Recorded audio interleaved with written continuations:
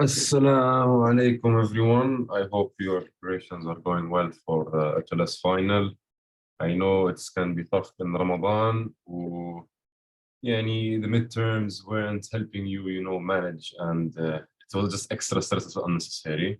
But nonetheless, you guys are here. You made it this far. Inshallah, this next step will not be any difficulty, and it will go smoothly, bismillah. Now, before we begin, the way I designed these slides is basically the HLS OSPE, from my experience, in my opinion, is different than the way other OSPEs have been, where it's more related to just anatomy and histology and very basic.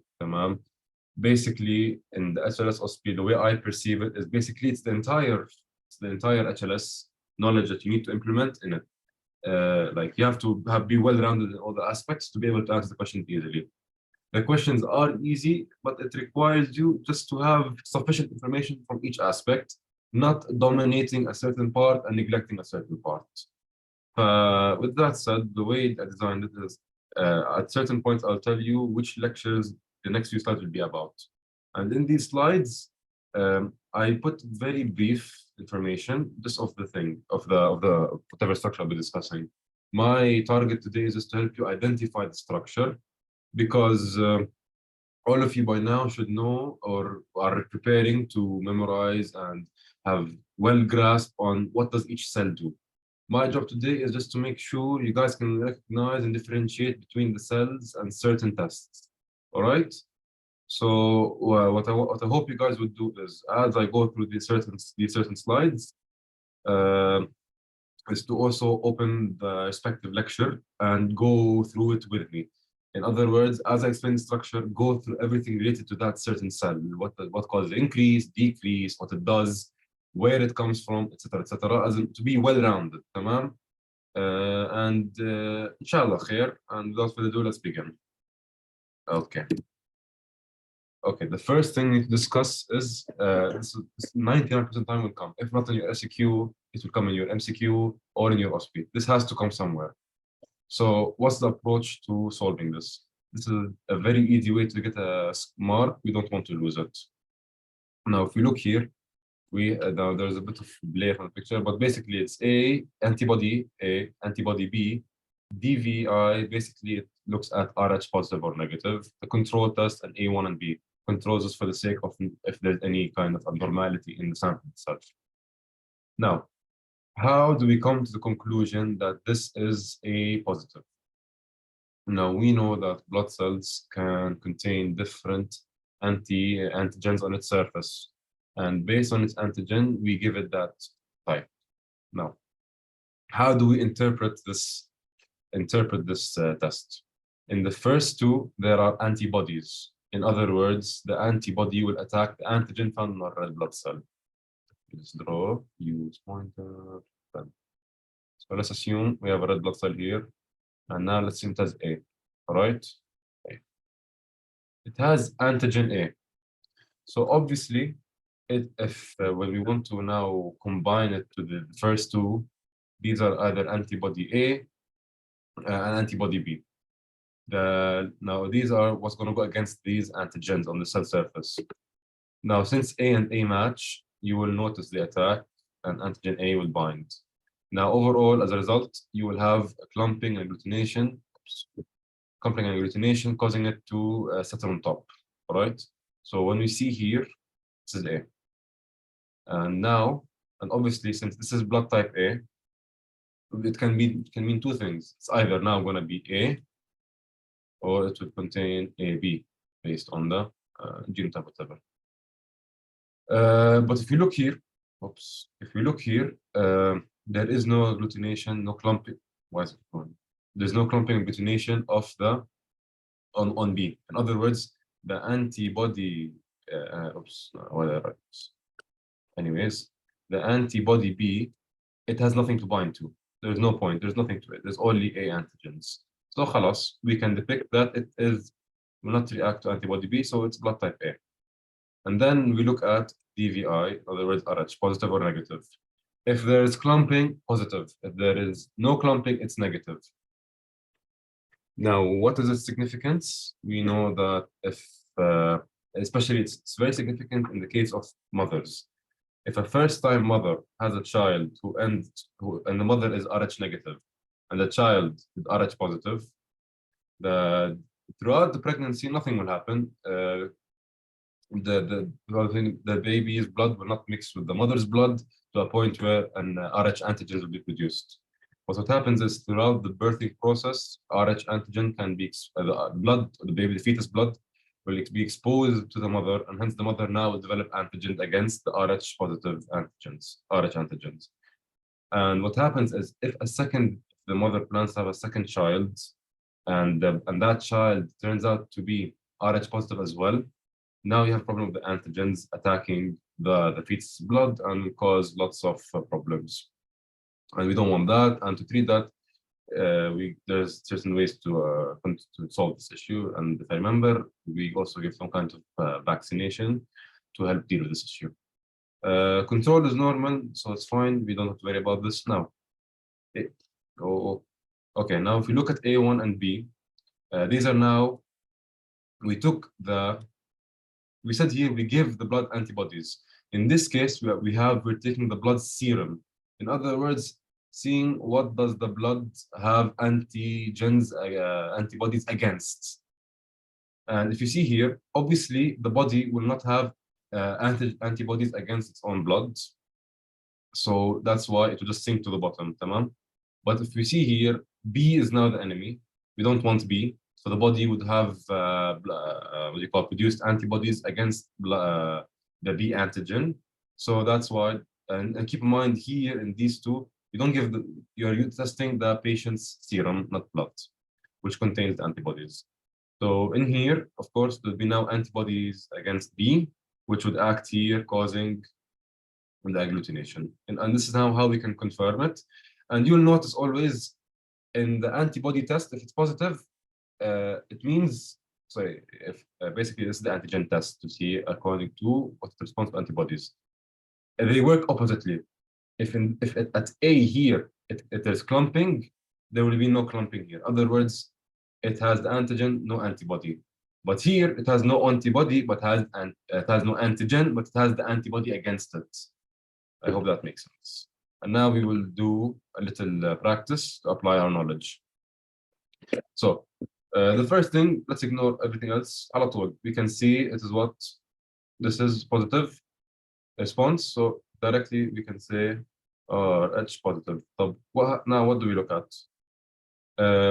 Is there clumping at the antibody A? No. It means the blood cell does not contain B antigen. A antigen on it. So what does it have? Oops, that's a very bad cell. And also this hawafi. Anyways, so we established that it does not have A. It can either have B or nothing. Let's look here. Okay, it clumped. It means the antibodies that we artificially placed here is responding to the antigen found on the blood surface of our sample, B, hence causing the clumping. And we make sure, we see here, if here there was sinking, there's clumping here. In other words, our body is producing the antigen against this type of blood. And this is obviously why you never give a patient with blood type A, blood type B. You don't mix. Dangerous. Anyways, next. Now, please, Yani, this is very easy. Now, let's not, we don't want to lose marks on that. Now, here are basically normal cells. The next few slides will cover the first 3 lectures, which were it's basically the introduction to morphology and anemias. So now, every time I go through each cell, please open the lecture side by side and compare with its properties and whatever, anything related to that cell, go through it now. And so you can be familiar with its function to its shape. Obviously, we all know what this is, red blood cell. Easy. It is, it has to be disc shape, good. Basically, here's the chromosity. You won't see many basics. I don't have to go deep into this. Everyone knows what a blood cell is and how it works when it's normal conditions. First thing we need to talk is one of the first lines of defense, neutrophils. Very short lifespan. has specific granules. Its function is what kill and toxic this bacteria. This is important because the way questions are designed, they will not tell you what does the cell do. They will give you a case and they'll tell you, and they give you a case and tell you which of these cells responds. And I'll show you examples of that. So basically, 3 to 5 lobes. This is the most significant characteristic. Everything else is either bilobed or like a bean C shape. This is the only thing that is 3 to 5 lobes. See, 1, 2, 3-ish, 4. 1, 2, 3, 4. 1, 2, 3, 4. See, 3 to 5 lobes. Tamam? Straightforward, easy. Next. After we did neutrophils, now we have eosinophils. The main difference here is that it's bilobed, unlike neutrophils where it's 3 to 5 lobes, and it's deeply red or dark pink, with a slightly longer lifespan, and its function is here to kill helminths. Helminths are like parasites, and helminths are other parasites. Now it does play a role in inflammation, but it's not the main part. We will discuss which cell is part for the main part of histamine release in a bit. Now, so okay, this is eosinophil, the very dark pink with 2 lobes. Now we go here. Now we have basophils. Basophil, the way I remember it is that because it's very purple blue. Unlike the eosinophil, which is reddish pink, basophils are deeply blue and purple, and it's just a mess. Unlike here, where in the neutrophils and eosinophils you have lobes, here you have nothing, just a mass. And it says here it's bilobed, they're S-shaped, but where is it? And you can try to maybe shape it here, and here's another lobe. I generally couldn't see it. I remember just that if anything is like circular and just deeply blue or granulated, it's that. See, basophil, B for blue. Okay, and here, no, earlier, histamine during allergy. Histamine during allergy. So anything with visceral allergy, they can easily ask you, a kid is allergic to peanuts and he eats peanuts. Which of the following cells is involved in his allergic reaction? You have mast cells and you'd have basophils, and then you'll give you a diagram, you'd pick basophils. Easy. The next one. Now, lymphocytes, they don't have granules, unlike now the neutrophils, so the eosinophils, the basophils, the neutrophils. You see all this like weird spots here. See this granules. It's all because these are enzymatic secretions that they would have, or in the case of basophils, it contains histamine as well. But lymphocytes don't. It's very clean, very neat, a nice circular structure with a large dominating nucleus. And its major function is effective regulatory cells for adaptive immunity. Straightforward. This is how it looks like. Lymphocytes.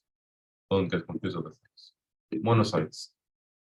Monocytes are indented or C-shaped deep blue cytoplasm. Looks like a bean. Unlike, I wouldn't describe it as bilobed, because bilobed would have like this, see, where it's like very defined on its own, and there's like maybe a small connection sometimes, like in this case here, but not always, and it's very obvious. But monocytes are a bean, and it's very blue cytoplasm. All right, and what's the function? M for macrophages and other mononuclear phagocytosis. So beans, you eat beans, the cells that it produce are responsible for eating pathogens, eating wastes. Okay, so that's how it is. Monocytes. Platelets. Now we have the platelets itself, which are very small, small cell fragments. They're not even considered cells, they're cell fragments. Here they are. But here they are. But where do the platelets come from? From megakaryocytes in bone marrow. All right. This is the megakaryocyte. You notice it's a very large cell compared to every other red blood cell around it, and it is budding off these small, platelets. All right, easy to identify. Next, now here is very subtle. More abnormal states and states. This is now where the anemia lectures will be. Anemia lecture, and which one? The thalassemia. That's as we go. I'll remember. Okay, the first thing we have is neutrophilia and neutrophilia. It can be mature and immature. Now, both have an increase in neutrophils, but if you notice here, in mature neutrophilia, it's a well-developed neutrophil with an increased amount. All right, while in immature neutrophilia, you keep producing lots and lots of neutrophils. Your body might not have enough resources just because of how fast it's producing these cells. They're not given ample time to reach maturity. Hence, you'd notice a lot of these C-shaped cells, also known as another form of neutrophils when still developing, stab cell. All right.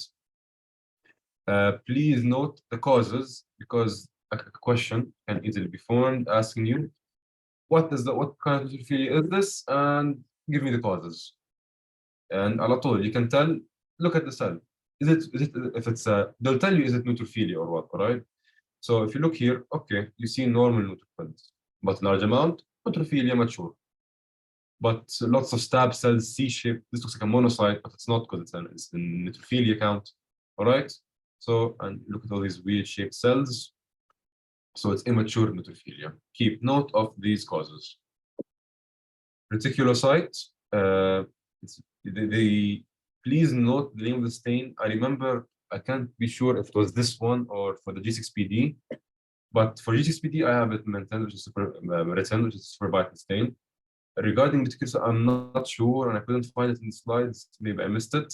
But if it's there, please note what's the stain for this to identify these. And what is the reticulocyte? It is basically a precursor of red blood cell, and this basically, if you see reticulocytes in your blood, there's always going to be a few, because obviously your body is producing reticulocytes, blood cells in general. But what the issue is when you see a lot of it, means your body is pumping out too much blood cells and they're not giving time to mature, which could mean B types of anemia. Now, if you look here, we have a left shift neutrophil with toxic granulation and cytoplasmic vacuolization. What's the difference between them? They're both of neutrophils. Tamam? Now let's look here. In the case here, if you look back to the very first picture, it is granulated, but it is not overtaking the shape, the color, and it is not like very poor. Like, see, you won't see lots of spots everywhere compared to this one. See, it is lots of the granules is visibly increased. So left shift neutrophil with toxic granulation. Why is it toxic? Because the bacteria, it absorbs bacteria and it's releasing these granules. It's toxic because it is basically hurting the cell. Once it does this, it dies off.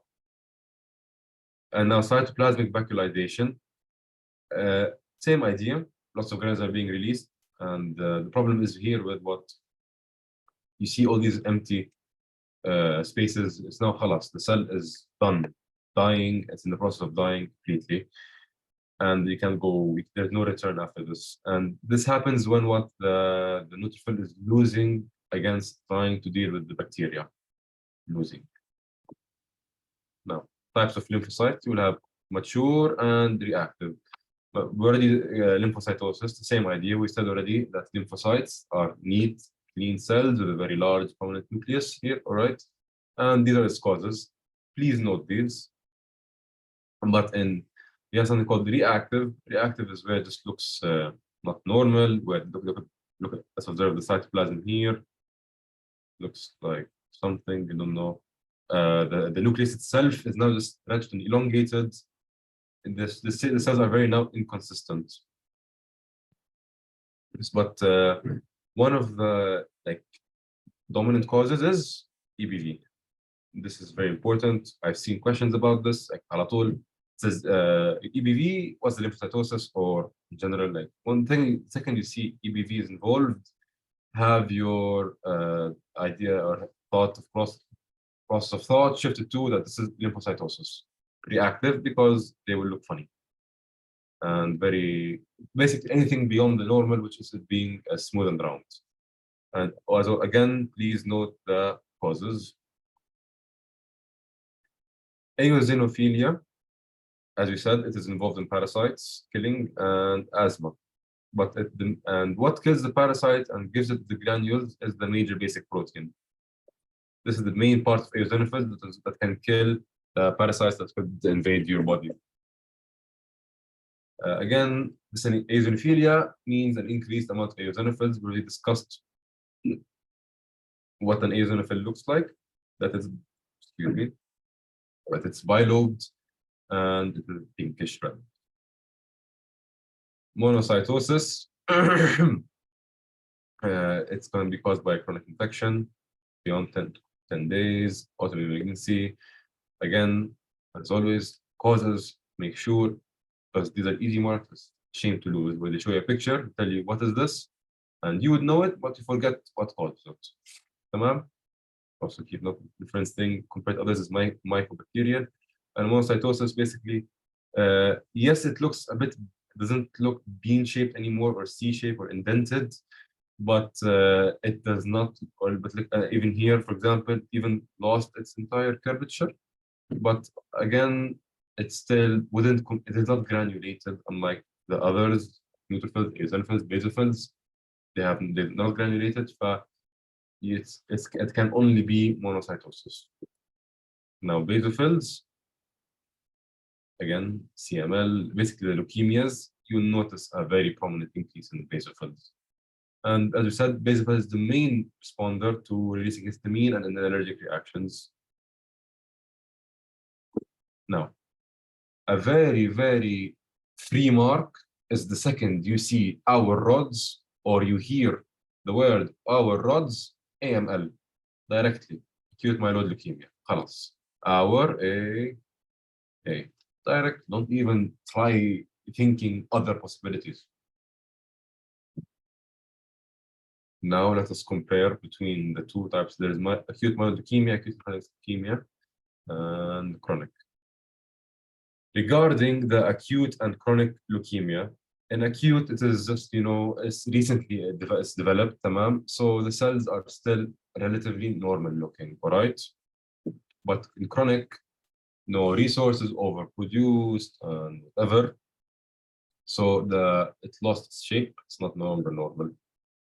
And طبعا you should know the causes of these, which I won't get into. Now, acute lymphoblastic, they look very similar. I tried to find a way to differentiate. The only way you'd be able to tell is the course of action of his symptoms. Like if it's sudden and now he's here, well, over the course of 5 years, he's been dealing with the disease. Acute. And basically by time, I would differentiate them because they look very similar. Tamam? But I haven't seen any questions regarding the leukemia. It's going to be most MCQ. But nonetheless, it's just nice to have a good idea, especially, I guess, you can differentiate between them is the acute myeloid and chronic myeloid, where the nucleus severely changes shape. While in chronic lymphocytic, it is, consistent in shape. Now, let's practice. These are some questions from previous batches, and it's very straightforward. Thrombopoietin, axon watch cell. Thrombopoietin is what involved in the blood clotting cascade. And what's involved in blood clotting cascade? Platelets. What produces platelets? This one, like a karyocyte. What is this? The monocyte. And what's this? Deeply blue, high granulated basophil. Deep blue for basophil. Now, this is where a case will come, and you need to know what the responding cell. A man presents with a lower respiratory tract infection, TB, which is a bacteria infection. What cell will have an increased count? Bacteria. So let us think. What would respond to bacteria? Monocytes. Why? We don't want macrophages. And what's the first line of attack to any bacterial infection? Neutrophils. How to differentiate between the neutrophils? Let's look. This is what can tell 3 to 5 lobes, bluish cell, right? Here it's 2. I would say it's 2 eosinophil. And eosinophils are what? Or parasites. Process of elimination, we're able to identify that it is what? It have neutrophilia. And now let's assume it's an acute infection. What would the presentation be? Acute neutrophilia. If it was a long-term bacterial infection, and the neutrophilia would be what? It would be immature. This is mature. Now, lastly, what is occurring here? Directly, we are seeing holes, vacuoles, vacuolization forming, right? In the cytoplasm, so it's cytoplasmic vacuolization. Cytoplasmic, etc. And why is it occurring? Because it is losing against the bacterial infection. Now, they told you what kind of neutrophilia. This is again another previous batch question. They told you the type of neutrophilia. Now you're either thinking mature or immature. Don't think, oh, this is a monocyte because it looks, there's no granules, whatever. They told you it's neutrophilia directly. Now, either mature or immature. Do the neutrophils, does the nucleus look lobed? Is it 3 to 5? No, it's funny looking, it's odd. So it would be immature. And give two causes, we will go back where it will be what? Inflammation, severe anemia, a long-term infection, bone marrow infiltration. Unlike in mature neutrophilia, it can be by this again inflammation. These two are similar, right? But the extent would cause a change. Drugs and stress or hormones. I know I haven't been able to cover more in details of each cell's function. So please, as you will go through the cells, note down everything each cell does. Now, anemia. Okay, this table I like it a lot because it already helps you develop the mind map you need when looking at any case to know what's the type of anemia and hence what the deficiency or so just you've seen this multiple times throughout physiology, throughout hematology. So inshallah, it will not be an issue. Obviously, we have normocytic and normochromic. Basically, just a decreased amount of cells, but the cell shape is normal. And the chromosity of the cell itself is normal, so iron is normal. So what can it be caused by? Acute blood loss or anemia of renal failure. Now, hypochromic microcytic means the cell would have a lot more larger area of emptiness here. It should be smaller. And now you can also have, it can be caused obviously by what's the main thing? Iron deficiency. Thalassemias are involved or of chronic disease. And then you could have macrocytic, where the cell is the blood cell is larger than its normal. It can be caused by megaloblastic, B12 and folate deficiency, or non-megaloblastic causes like liver and aplastic. The physiology part regarding these, you should know by now, but basically just to make it in a sentence possible, a deficiency in B12 or folate will affect the development of the cell and would go out of proportions.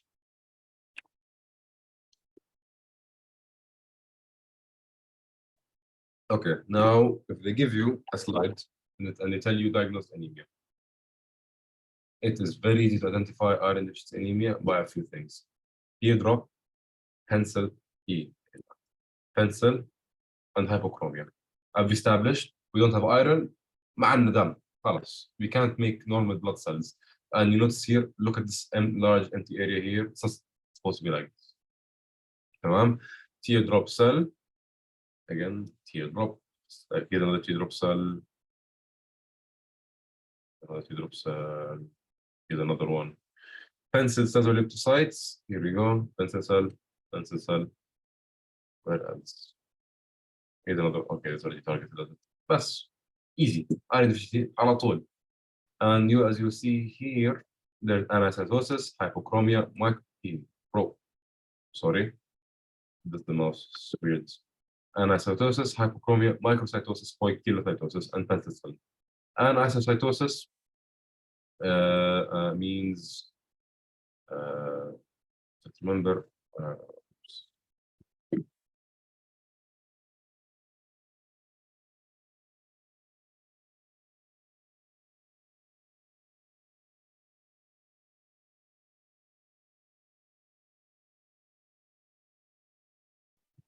yes, my bad. Anisocytosis was a difference in shape, and poikilocytosis was a difference in, sorry, anisocytosis Anisocytosis is a difference in size.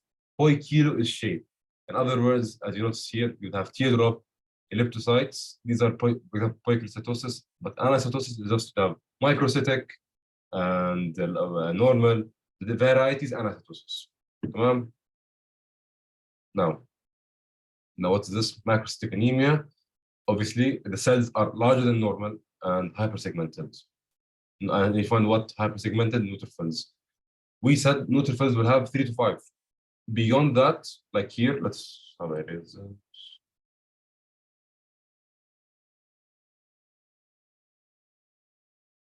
Let's see here 1, 2, 3, 4, 5, 6, maybe 6.5, 7, 8. يعني it's خلاص it's way beyond the normal.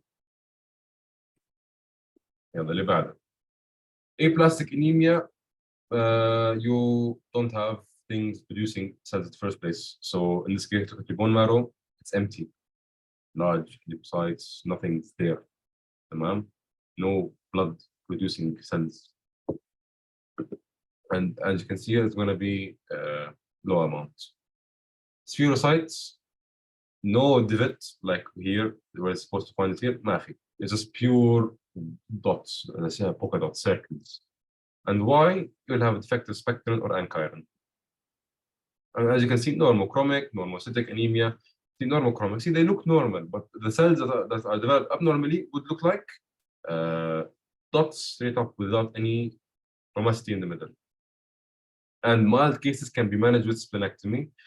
Splenectomy just for the sake of, because we know the spleen is responsible for filtering out and processing the blood, right? Like it's one of the positions where, and it checks whether it's faulty or not. So we don't want it to continuously remove your blood cells, so you know it's right. G6PD deficiency.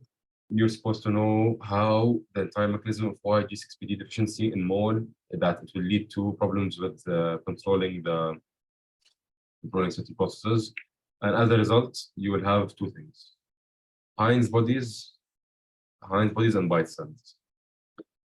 The way I would remember why these two work together is Heinz, the ketchup, you put on the side of the plate. So this is the finding here. Tamam? This is the finding on the side of the plate. In this case, the cell. And you eat it, you take a bite, hence the bite cells. The main difference here is I couldn't find in your lectures, or maybe again something happened, but I recall something called the Howell-Jolly body cells. Basically, it is a similar kind of structure, body, but in the center. Heinz bodies are towards the end, and that's why you can notice that the bite is on the side of the cell, not entirely munching the cell out. And again, remember this one. I remember this was extremely important. A question of this came somewhere. Supravital staining, easy. Now we're going to talk about sickle cell anemias. This is where we need to start to be wary of the tests. So I'm going to give a background on the entire cause of the different hemoglobinopathies. And inshallah. Okay. Now, we know that in normal state, we have HbA, HbF, and HbA2 in certain concentrations. HbF has to be the lowest, 3 points, and then HbA2 is very low as well. The most dominating would be HbA. And HbA consists of alpha and beta chains. Then in HbF, you'd have alpha gamma, and then here you'd have alpha delta. Or sigma, sorry.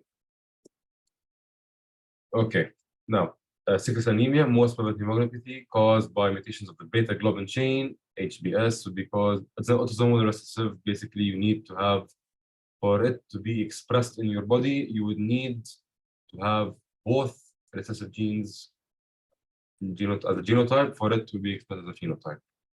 But you can be a carrier and be totally fine. And this would be caused by single cell AA substitution between the glutamic acid and subavaline, which is basically removing the GAG protein chain, code and GTG. How can we identify sickle cell? There's a few ways. There is by his name.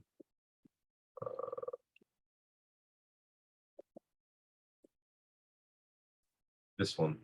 I can't. The name went out of my head. That's basically the gel electrophoresis. Thank you. Sorry about that. And then there you can obviously look by the slides and by doing clinical solubility test sickle decks. Now, here, what is a sickle cell in the first place? A sickle cell is as a result due to a faulty shape of its a faulty shape. Its faulty structure would result into when it releases oxygen, it will collapse on itself and aggregate into these sickle cells. Tamam?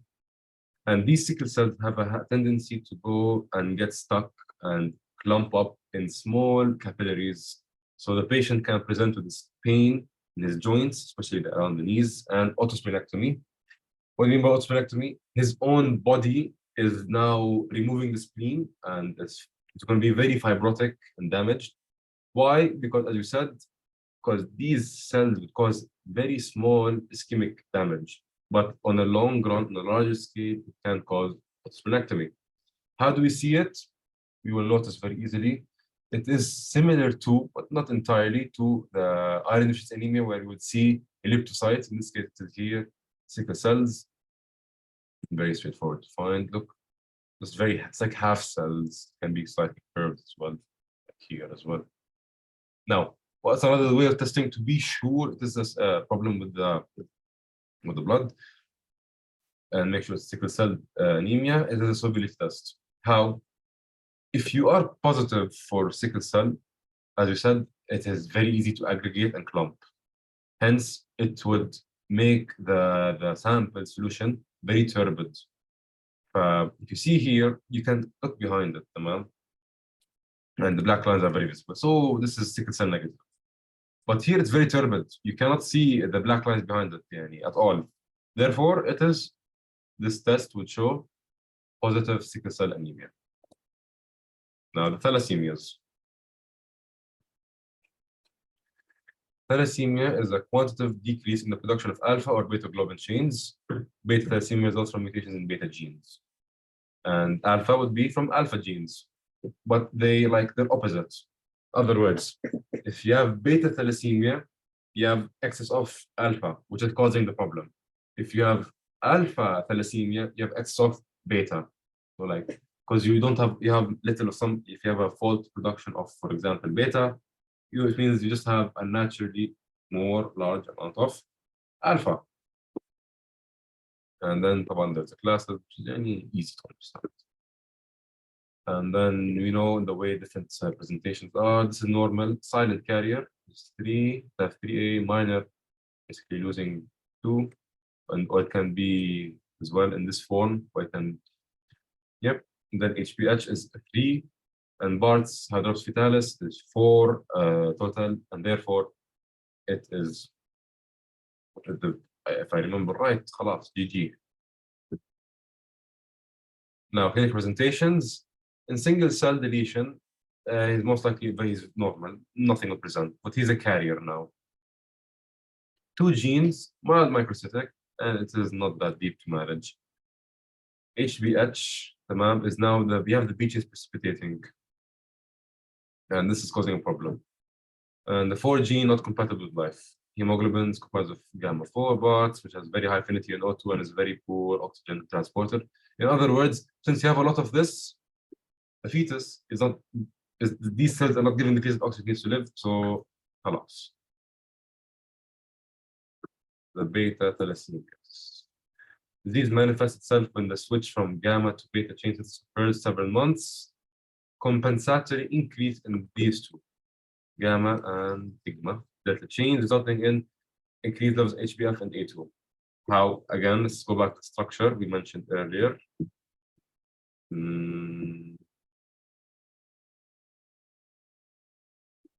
Exactly.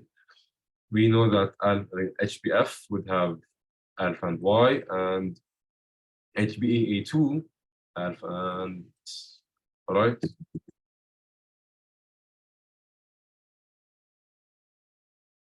And then in beta 0, in which there is complete absence, and beta positive, there is some blocking in the chain, but in beta 0 is complete, and this is the more severe conditions. And this is where now you will see in a table and what difference between.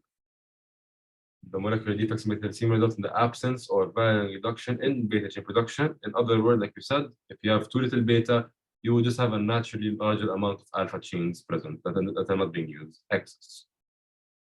In the absence of their partners, they are unstable and precipitate in the red blood precursors, giving rise to large inclusions that interfere with saturation.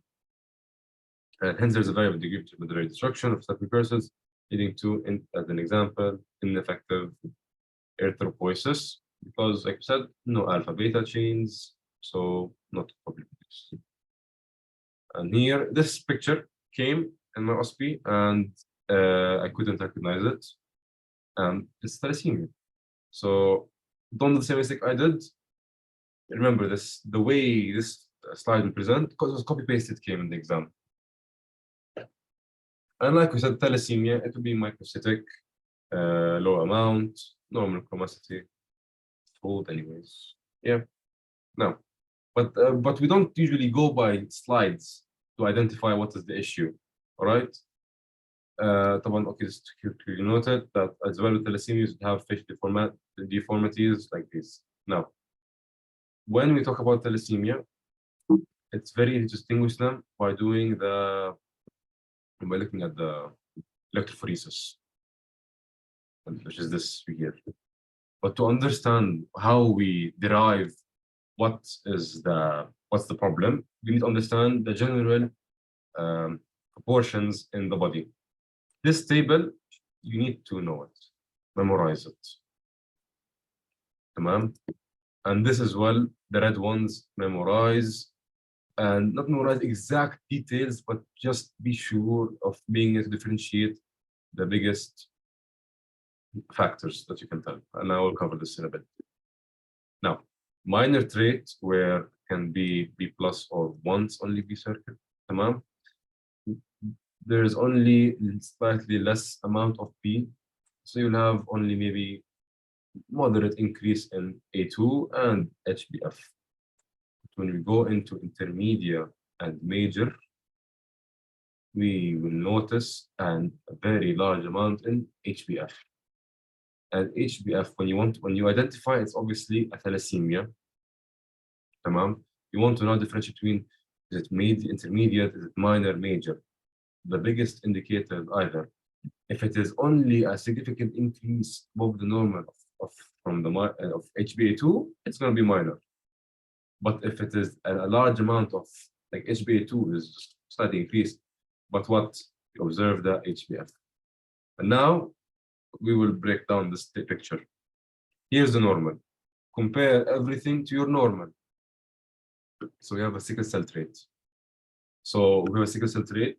There will be slight expression of the sickle cell. Unlike in sickle cell disease, it is more significant, more prominent. So this is a major difference besides the fact that sickle cell trait, in sickle cell trait, there's also still A and A2. But in sickle cell, there's no more A, it's purely S and A2 and some more F. And this is sickle cell C trait. How difference between a trait and, like for example, sickle cell trait or C trait? If you look here, compare it to the normal would have A2, little to no F and A. So now we compare. Let's look here. We still have A2, we still have A, but we now have S and some F. So it's sickle cell trait. Unlike sickle cell disease, no more A. Now sickle cell C would contain C, and S, and some A2. C trait, what did we say? It would still have some of the normal characteristics. It would have still some A, some A2, and now predominantly C is now here. Now, in thalassemia major, minor, and sickle cell thalassemia. We said in thalassemia major, what do we look at? The F. HbA2 will be there, but our focus would be on the change in F. So it is if you compare it to the normal, where it's not even there, F is more dominant. So thalassemia major, as you can see here, major is HbF, large amount Also, then you have thalassemia minor. In thalassemia minor, we said that you would have some HbA. You'd have the main thing in case with HbA2, and in the case of the thalassemia minor, let's compare. You have a large amount of A2, but you still have some A, and you have, of course, some F. And in sickle cell thalassemia, it's combined. You will have some F, some A, some A2, and S. So it's all together. Tamam? This table, this is the normal. Again, remember, in beta thalassemia trait, you look at your HbA2. If you are doubting it's a minor or trait, it is look at your A2. But if you think it's major, and the major issue is if the fetus is having, or not the fetus, the patient is having lots of HbF. That's the big problem, lots of HbF. So the bigger the issue, bigger the amount of HbF. So 95. So basically, as you see here, look, sorry, not in the minor, in the major, it had a lot of beta. Of a lot of F. And now we have, what do you call it, sickle cell disease and sickle cell trait. How to differentiate between them? Like we said, in sickle cell trait, there are still properties of normal blood. So we'll have HbA, A2, some F, but an S will be less than 50. We look back. Where is it? Sickle cell trait, A2, S, F, and A. But in sickle cell disease, it's more than 50% of the blood, in this case 90, where it's what predominantly is. Tamam? Inshallah. Now let's apply what we just did here. This is again screenshot from the exam. This is your normal, and this is patient 1, 2, and 3. They will tell you diagnose these 3 patients. So patient 1, let us compare. He has, this is the origin, this is the blood sample itself. Now, A2, like A2. A is slightly reduced. F, normal range to the normal blood. But there is S, large amount of S. And we said, if the blood is presenting with normal traits or normal blood to an extent, and there is sickle cell, it is not the main disease, it is sickle cell traits. Now, patient 2. So this is, let's write 1. I'm going to write here S trait. So 5, but yeah, 2. A2, F, and decreased A. What did we say would have an increased A2? We know that since there's no S, we can cancel out it is a sickle cell. There's no C, in the case this doesn't test for C, so there's no C, HBC. What should you think about? We can either have. Now we shift our thought off thalassemias. We established, is it a major issue? If it's a major issue, there'll be a major increase in HbF. But it's a minor issue. So what has been increased? A2. And look here, if you compare to the normal, it is slightly more dominant, more present, and less HbA. So 2 is what? Bethal minor. And 3, major issue, major increase in HbF. And oops. You look here, what? Large amount of HbF. There is no A at all. So this is Bethal, oh my God. Bethal major. Allah yahin khatti. Now, let's again, more questions. There's something on the side of the plate and something took a bite. Bite cell, what are these? So a bite cell, and what did we bite of the cell? Heinz ketchup, Heinz body. And what causes this disease? G6PD deficiency. Okay, now regarding the lymphatic system. I was told that many of you guys have an issue with this. this part, the questions, in my opinion, are more straightforward because if you identify it, you know what it is على طول. But the issue is it's all pink. So we need to know how to. Second, you know what are you looking at, the function will follow. So what I did was I took directly the slides from your lecture and I will go over them and explain them. And then we'll apply what we learned on the questions and I'll do an overall review at the end of what we've discussed so far. Okay. So before we start trying to identify each thing, let's see if we know anything in the first place. What are these? They're all pink and red and different shades. How can we differentiate between them? Step one, we look at is there a presence of a cortex and a medulla? Because a cortex and medulla would be found in the lymph nodes and in the lymph has a few more layers, 3 layers, and then you have the thymus has a cortex and medulla. But the spleen is just one big mass with like certain structures just there in between, spread out like stars. But the rest, there is some kind of arrangement to the mass we're looking at. So here we can tell this is the spleen. Nice handwriting. This is a lymph node, and this is thymus. How can I tell? As a spleen, it's one mass. You can tell there's a few small structures here. Lymph, because I can see certain follicles, cortex, and different layers, the paracortex, medulla. And then the thymus, because there are many lobules separate to fill with many cortices and medullas, in addition to an outer capsule, and the trabecula is like invadinating in between them. Now we'll go into each one, inshallah.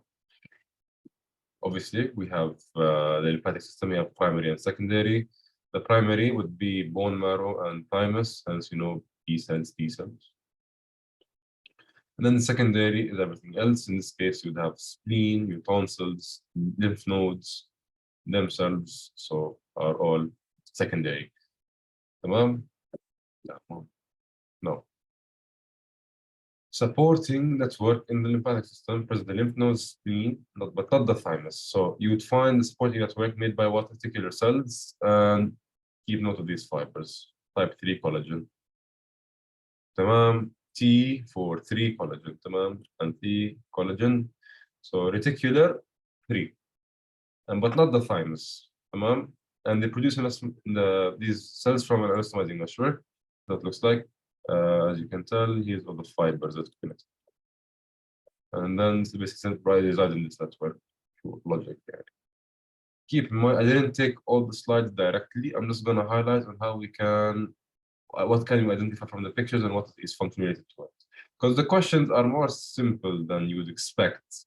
So it's not going to have to go into too much detail. The second you identify the structure, you will know what's supposed to do directly. No. Reticular cells are as long as elongated. We said that reticular cells are what? We said T, so it's type 3 collagen, C for collagen. Appear as elongated cells with round or oval, palely stained, slightly basophilic.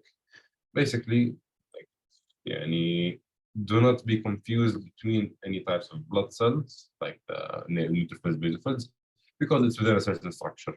And it's more apparent as the bulk of it's spread thinly along its reticular fibers. Now, this is the first part we have to keep note of, lymphatic nodules. The way it looks to me, it looks like if you watched Adventure Time at childhood, you would know this is Lumpy Space Princess. She's purple, she's squishy, she's soft. And basically, and that's what it looks to me. You can see all these little lobules. And a lymphatic nodule is different than a lymph node. In other words, it makes up a lymph node. And even here, you can tell this is from a lymph node because you can tell there's a capsule end. But the point of the lymphatic nodules, they're like the building blocks of these lymph nodes and other structures, the pathy tonsils we'll get into in a bit. The main thing about it is we know that we said lymphatic nodules, so lumpy space princess, LSP. And what does SP mean? It contains two things: a secondary structure, secondary follicle, and a primary follicle. How do we differentiate between them? Primary means the first, the one, only one. And if you look here, it contains one structure and consists of mostly the small lymphocytes and no germinal center. As you can see, as you can see here, there is literally just a small, like a dense collection of cells, causing it to be more blue. Now, the secondary, two. So two structures, which are what? A germinal center and its mantle zone / corona, which is this here. This is the dark outer blue would be called the corona or mantle zone, and the inner part would be the germinal center. Keep in mind, the lymphatic nodules do not contain a cortex. It is part of structures that do contain cortices, but it's not, as a lymphatic nodule on its own does not. And here, as you'll see, here's the primary follicle, and here is the secondary follicle. Another one would be here. This is what? Primary. This is secondary. This is secondary. This is what? Primary. Secondary nodules, like we said, contain two structures. Contains the mantle zone, the corona, and it contains the mantle zone is the corona, and it contains the germinal center.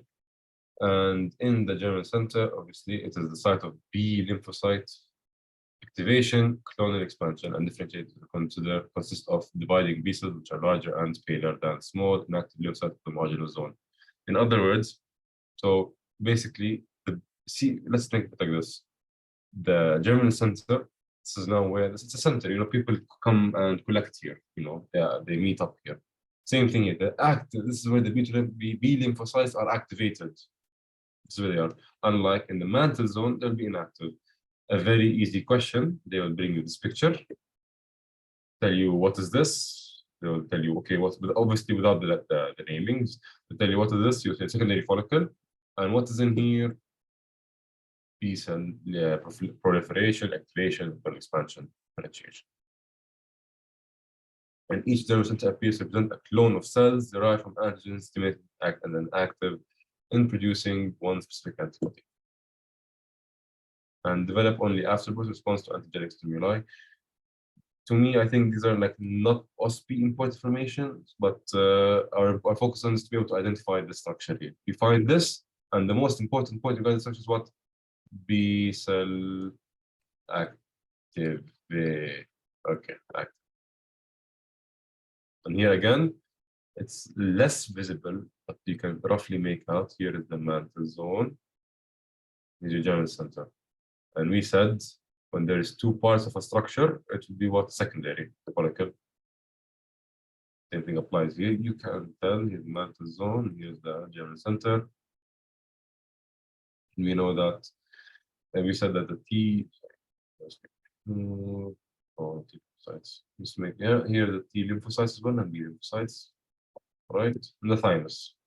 That's the nodule out of the way. We will touch up more on the lymphatic nodes again in a bit. Okay, now the thymus.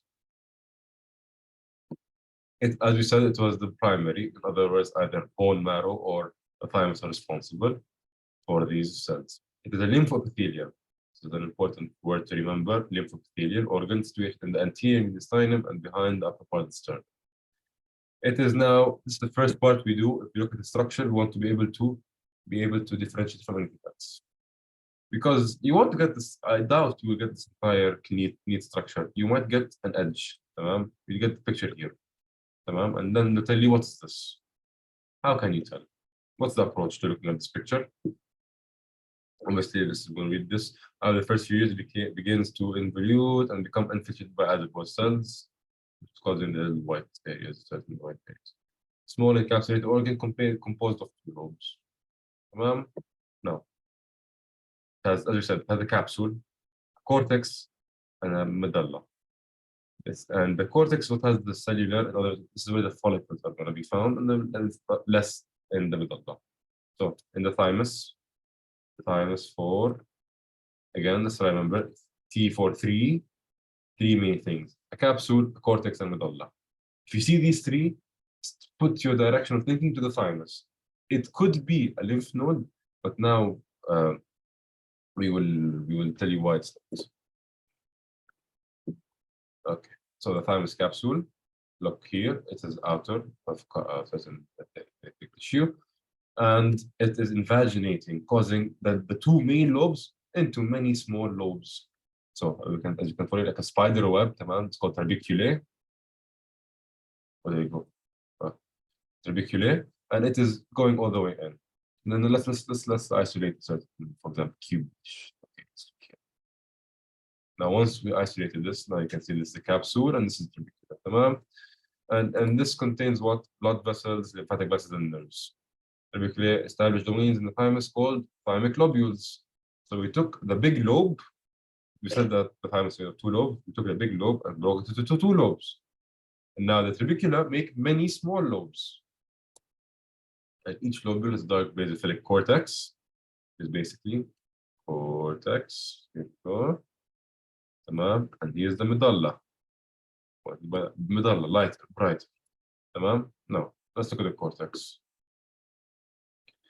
Bima inno, we are talking about the thymic cortex. Now, thymus, we have B lymphocytes. Do not get confused by when we said in the lymph nodules in the secondary follicle, we will have B cell proliferation in the germinal center. We have now in the thymic cortex development of the T lymphocytes, also known as thymocytes. And because of this, it will be displayed as highly basophilic. All right.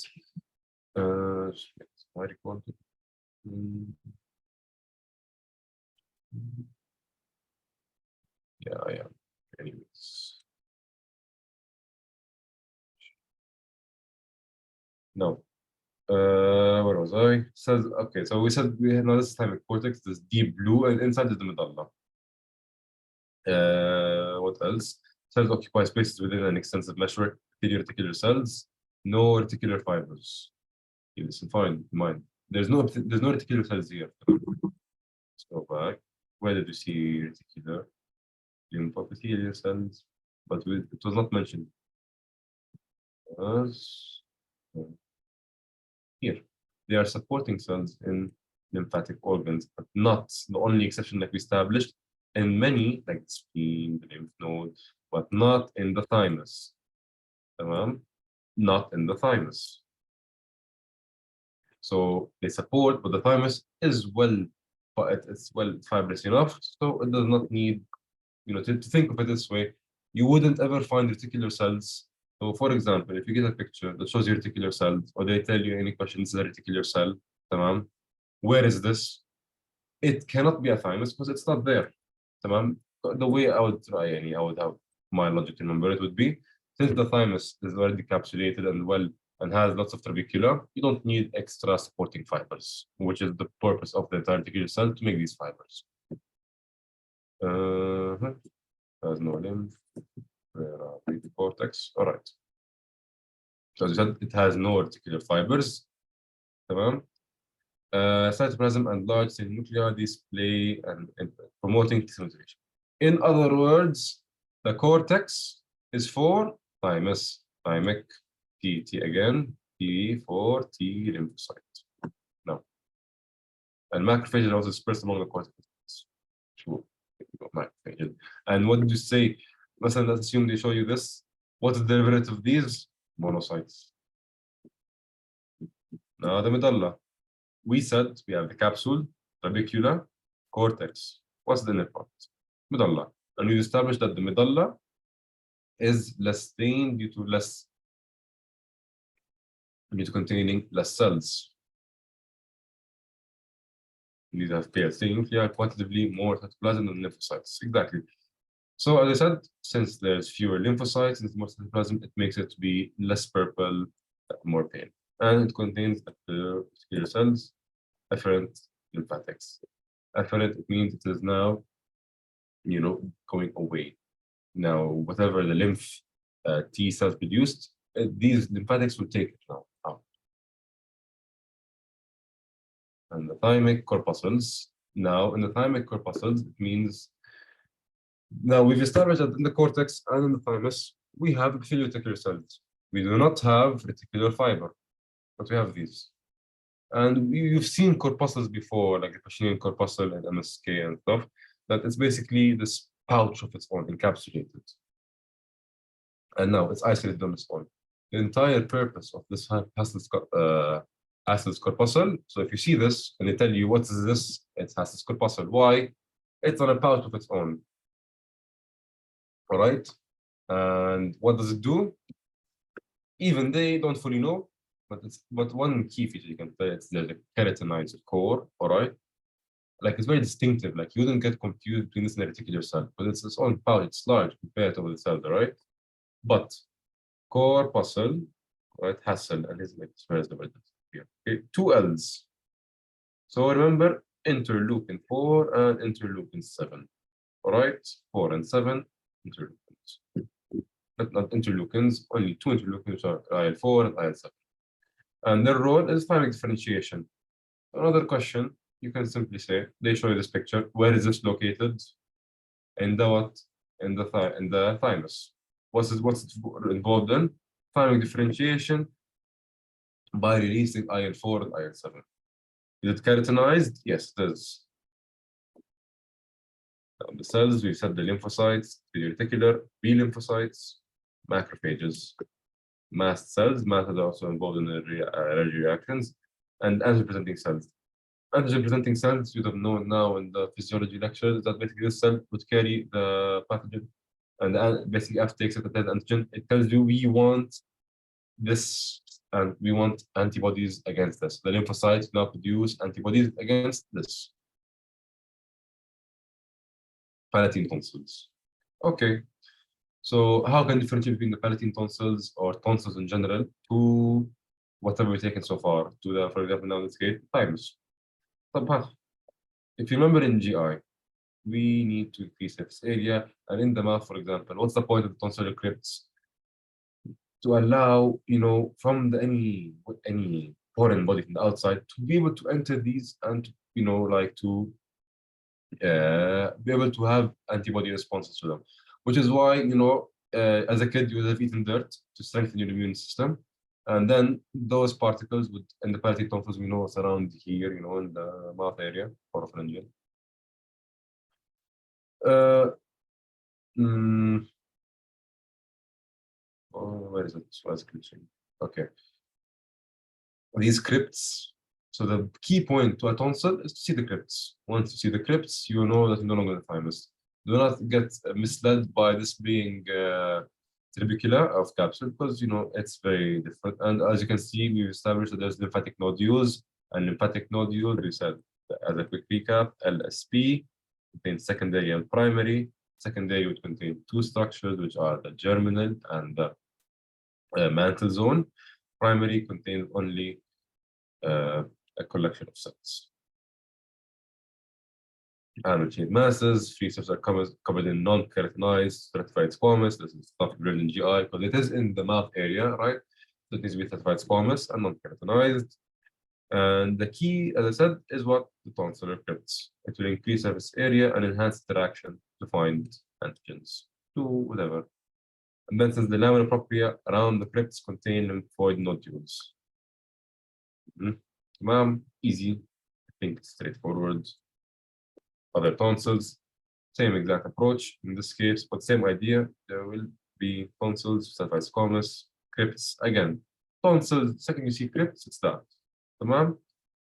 The thing is that your doctor changed and from the one that talking. I'm not aware if he will be wanting for you to have more attention to these epithelia of structures that are away. But saying for safety, when in doubt, just remember that it's something stratified. In this case here, it's stratified squamous, and in the pharyngeal, it's pseudo stratified, and in the lingual, stratified squamous. The lingual and palatine would have stratified squamous. Pharyngeal would have pseudo stratified. and crypts. See again, look, crypts, follicles, secondary follicles. All right.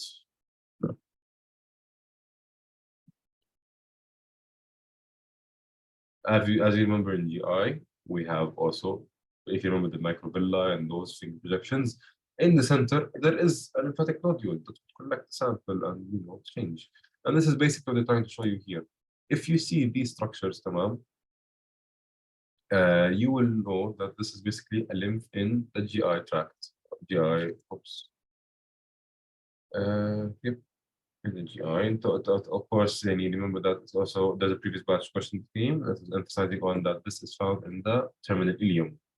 Okay, so remember terminal ileum, just in case we're in the mom, if it is something in GI. And now, what do you call it? Where are these? And they'll tell you, they'll also ask you, where are the lymph found? Like, how can you tell? Like, شو عرفك? أولاً, we already can tell that by now, if you see any purplish structures, where the nodules are, the follicles are, right? You see these villi projections, tamam? Here now, into the, and this is very important, Peyer's patches, solitary nodules massed together, where in the submucosa. They can easily tell you what's identifying feature, Peyer's patches, which is basically clumped up lymph nodes in the submucosa. Let's find it again. Let me just show you again one more time how you can see it. Nice. All right. Once again, if these are the villi, and then in the center there's a lymphatic nodule. That's not sorry. Then you see these lobes, tamam. So there's nodules. All right. This is where they work together, and these nodules are called Peyer's patch. Now back to the lymph node. It's a beam convex surface where afferent lymphatic center. Afferent going towards, tamam. Here we go. Wait, my butt's afferent. Wait, where's the afferent? There is going to be afferent. Wait, so this is the afferent. Here's the afferent. Sorry, my bad. So it's coming into from here, all right? And the concave depression, this is now where you'll find the hilum. And they can easily tell you what does the hilum contain. Contains three things, few things, so not three. Nerve, vein, artery, and the afferent. So we have the bean. Going towards the bean is the afferent. And from the hilum, you'd have two things going away, which are the vein going back to the heart and the efferent lymphatic vessel. And then you'd have artery from the hilum going back to the thing, right? All right. And of course, we have. Now, remember what we said. In the lymph nodule, no capsule. But the lymph node will have an active tissue capsule. And mainly from what? Collagen and fiber and elastin. A few fibroblasts, because you need the fibroblasts to make these fibers. They're on the lymph node extending to trabecula internally, through which we said that the trabecula is basically continuations of the capsule from the outside going in. Okay. Lymph nodes. Okay. Now this is basically the picture I showed you earlier, right? But now in a slightly more zoomed out way. Here we have your collagen and elastin fibers made by what? Made by your fibroblasts. So here these are fibroblasts made these fibers here, tamam? And then an outer cortex, and something called now, since we said here, there's the lymph node has three things: outer cortex, a deeper paracortex, and a medulla. So we have outer cortex, which will contain most of the nodules, which we established, and the nodules contain what again? Let's go back and this quick reminder: LSP, so secondary and primary follicles. Secondary contains GC and which is the germinal center, and the rhizome with the primary only contains one, which is the collector of the cells. The deeper paracortex, which lacks now lacks nodules, but it's still, it's still dark. So if you look here, so this is the entire cortex, all right? Now you enter the medulla in this emptiness area, right? But In the cortex, right here, this is the capsule, this very strong fibrous color. Now we have secondary follicles in the cortex. We go slightly down. Now there's no more or fewer, significantly fewer, we would have now paracortex. And then right under paracortex is medulla.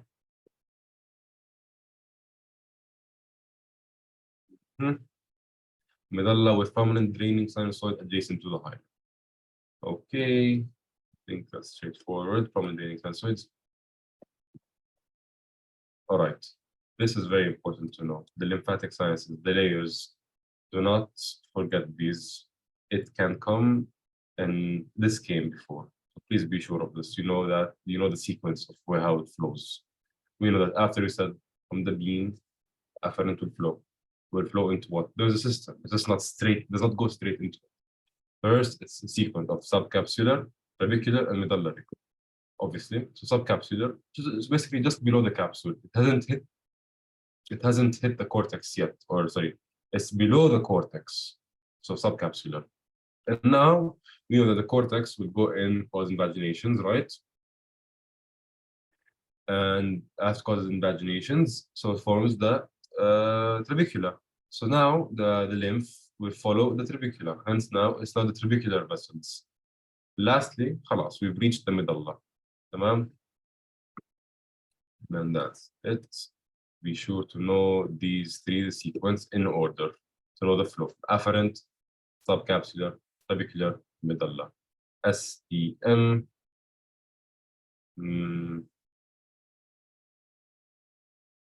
Yes. Now let's go back again to the vascular supply. We said that in the hilum you have veins, arteries, veins. The efferent itself, خلاص يعني. Because when you get lymph from here, get processed, go through, get it will present any antigens in the APC and take some lymph or deposit lymphocytes here, or you know the new lymph cells will go, and then to go efferent to go to other places. So we have dense arcade, and then of course the artery is going towards, unlike the vein and the efferent are going away from the vein. What happens is when the artery goes in, it will be very arcades, anastomosing loops.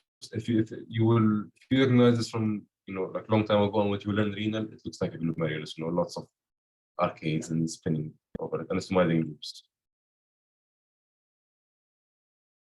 And now fewer vessels contain GVs abundant in the paracortical. Now, logically, we want to have, and the cortex contains what? The cortex is high in the follicles, the secondary and primary follicles. These cells and this is where basically the B lymphocytes and are being produced, etc. Right? So we need high supply to them for nutrients, to an oxygen, whatever, right? To these areas. Hence, you will find these strong anastomizing loops in that area. But you don't need them in the paracortical area. So they have fewer vessels called the post-capillary HEVs. In the paracortical won't have as much nodules. Now we said in the cortex again, here's the capsule, the subcapsular. Then it could go from subcapsular to go to what? Flow, lymph, subcapsular, trabecular to medullary. STM. Lymphatic nodules are found in the upper court. We've said that already. Lymphatic nodules, cortisone primary. We said that. Small lymphocytes. Secondary is basically the B lymphocyte proliferation. Again, what is this? Germinal center and a slightly darker mantle zone. تمام.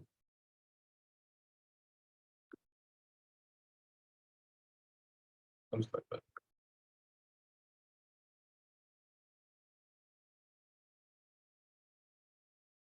Or if he's being, I'll go through them faster.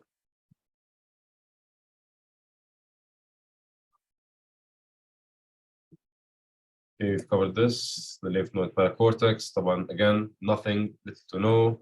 You'd have the HEVs here, but you don't need high blood supply. But distinct lymph nodules contains most of the T lymphocytes from the lymph node, because if we make them here, they would migrate here. but they wouldn't be used. Specialized post-capillary venules, site of entrance for circulating lymphocytes, extravasation of the lymph node, and the HEVs is where the lymphocytes will deposit here. Now, the HEVs itself, this is paracortex, site of entrance for circulating lymphocytes and fluid absorption, fuel, columnar. I don't think this is very important, possibly. But let's straightforward. It is the inner part. We discussed this again. Medulla, the inner part here. And this is now the core of the lymphatic tissue spread by the lymphatic sinuses and medullary sinuses. The inner part. Again, how can we identify it? This is the cortex, para, medullary. What is the most thin? The least amount of cell. Plasma cells and reticular cells. And activated and okay, again, neutrophils. Sometimes neutrophils have the different draining infection region, the sciences. Nothing significant I would feel would be for OSPE. Okay, spleen. Now, unlike the other structures we've seen, where it contains the capsule and it's very dominant, you can see it. And then there's cortex and medulla. It's like basically maybe 3 layers of the capsule. When I look at the spleen, there is no layers, just one mash. And that's it is. It does have a capsule. It is encapsulated. And there is trabecule as well. But it is not to the point where it forms like in the thymus, even now, thymic nodules or lobules, sorry. It is just now there.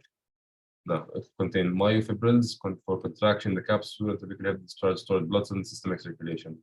Because basically the function of the spleen, it is, as we said earlier ago, it is to process the blood as it passes through. And this is why if you have hemoglobinopathies, you can have splenomegaly or autosplenectomy. In the hilum, the lobular surface, lateral splenic artery and vein, nerve, and vessels. The stroma of the spleen, we said it like at the very beginning, everything except the thymus doesn't have support of it, and this would involve using reticular cells that form reticular fibers, and we said reticular fibers are what? Type 3 collagen.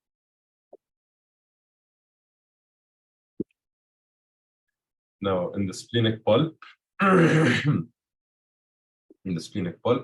we have now, again, everything is there. We have, can tell either white, although it looks blue, and red. Red is basically where the blood is actually, where the blood-filled sinuses are. So that's where the blood pushes in, and then it can be processed. Right? So it's the white pulp. The most important factor is direct for the OSPE is just to identify it. You can either tell any blue structure without any lobules. If you see the structure, how can you tell it's the spleen and it's not anything else? The intense invagination and forming of many lobules is not there. There is no cortex, paracortex, and medulla. So it cannot be a lymphatic lobe. It's just, as you can see, everything is just distributed there. So the red pulp, as I said, the white pulp is the lymphoid tissue, arteries, covered vessels. The most important part now regarding this white pulp is that the white pulp it has pads, which are what? Peri-arteriolar lymphoid sheaths. The white pulp are responsible for producing the lymphocytes. They need to get those blood supply. So it needs a pal. It needs a friend to support. You need a pal. So pads. Peri-arteriolar lymphoid sheath. This term is important. White pulp will come with the pads. Just remember that.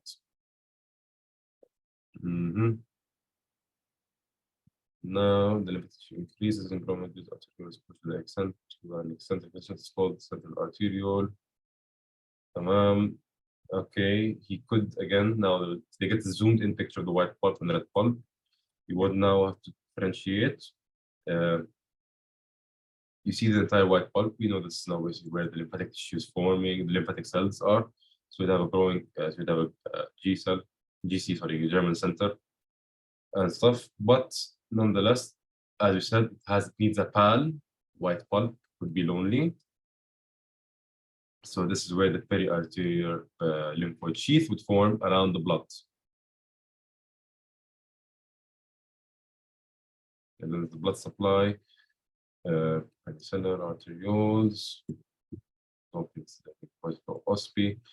This could be maybe potentially, again, the issue is I'm not sure if your doctor will be looking forward, but I haven't seen it regarding any pillar of spleen sinusoids for the OSPE. Again, the red pulp, splenic cords. Okay, this could be important. Let's look here. We know the red pulp contains a network of reticular cells and fibers with T and B lymphocytes, macrophages, other lymphocytes, and red blood cells. And the splenic cord separated by the sinusoids. And what's the most, here something called unusual? You find stave cells here. So if they do show you this electromicrogram, whatever this is, microscopy, my bad. If they show you this, this is now, they might tell you what area is this, due to all of these very thick fibrous shapes. Know that, and sorry, fibrous, elongated looking endothelial cells, you are now at the red pulp.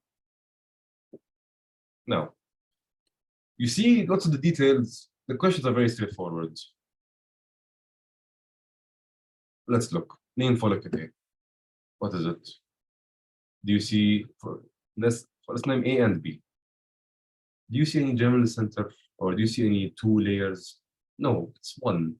On the black outlining is covering a lot of it, see, but it's not. It's basically only one layer, and we said when it's one, it is primary follicle. Tamam. What is B? Now we can see a slightly lighter area, and on the edges here is dark. So slightly darker here and lighter here. So this is two parts of a structure, so it is a secondary. And what occurs in the secondary? The B lymphocyte proliferation, differentiation, and activation. Now, where are we now? What is this? Let's break it down. Do we see a lot of invaginations by the trabecula? We don't. There is capsule. Tamam? So we can cancel out a lymph nodule, not lymph node. There's a capsule. I don't see any trabecula. I don't see any distinctions between a cortex or a medulla or many multiple lobules. And as you can tell directly, it's just a mash with the red pulp being the predominant area. And here you are with blue areas. And this is what's called the white pulp. And as a reminder, what does the white pulp have? It needs a friend. It has PALS. PALS, periarterial lymphoid sheath. Periarterial. Now, a boy has sickle cell anemia and HBS above 90. And is this trait or sickle cell trait, or is it sickle cell disease? Since it's more than 50, refer back to the earlier table we discussed earlier on. It is, what do you call it? It is disease. And now we said what earlier on? Since the sickle cell can cause issues like autosplenectomy, right? What autosplenectomy? And get trapped, causing ischemic damage. And what structure is responsible to even process the blood, not the lymphs? Like the spleen. Where is the spleen? It's not C. C is the tonsil. Look at the crypts. D. There's a distinct cortex and medulla. It is thymus. B. It is a cortex, a paracortex, and a medulla. This is a lymph node. So by process of elimination, it's a spleen. And as you said, the spleen, it has a cortex, sorry, not the cortex, it has a capsule, and then this large tissue where you can tell there is slightly bluish areas and a predominantly red area. And the blue are what? White pulp and red pulp. Now, what is this? You can tell there's microvilli here. Microvilli, huh? Microvilli. And we know that, as we said earlier, there will be the lymph taking it down. And how can you identify that this is where lymph, what is this main importance? we said what was the most important thing in the small intestine that will tell you this is for lymph? The Peyer's patch found in the papilla and submucosa, which is here, and this would be the answer. With that said, I know I took a lot of time discussing what do you call it? The histo part might be a bit extensive, but the reason was just the second you can identify the structure alongside with your preparations for the exam overall, you will know to solve. And regarding the earlier half of this video, where they talked about the different cells, please do not skimp on the reasons of why it will increase or what caused any change. The questions, as I said, will require you to have an understanding of its function and to know its shape. I showed you all how the shape looks like, and I hope now, inshallah, you guys will be able to ace your exam. If you have any questions, I left my contact in the first slide, and I'll be more than happy to help with that. Best of luck, inshallah. I hope to hear from you all soon that you're able to get the best grades, bismillah. Assalamu alaikum.